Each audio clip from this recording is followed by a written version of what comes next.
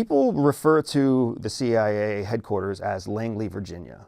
And that's funny because the actual city it's in is Langley, Virginia, but at headquarters we never call it Langley. We call it headquarters. Even in our written traffic, we refer to it as headquarters, or HQS. It's technically two buildings, what we call an old headquarters building and a new headquarters building.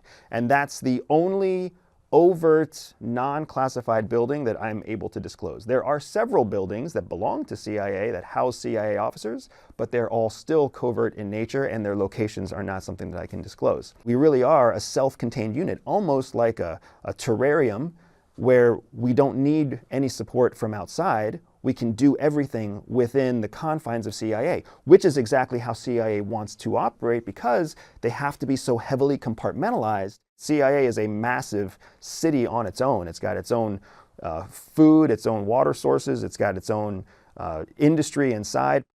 The land that headquarters is on is a large lot of land with a massive parking lot that wraps around it.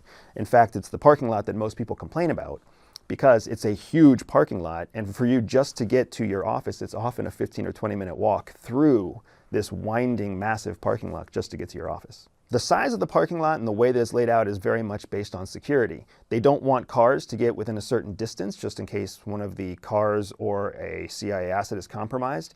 Unfortunately, it's not a totally rare occurrence for a CIA officer to be compromised to some sort of adversary or enemy.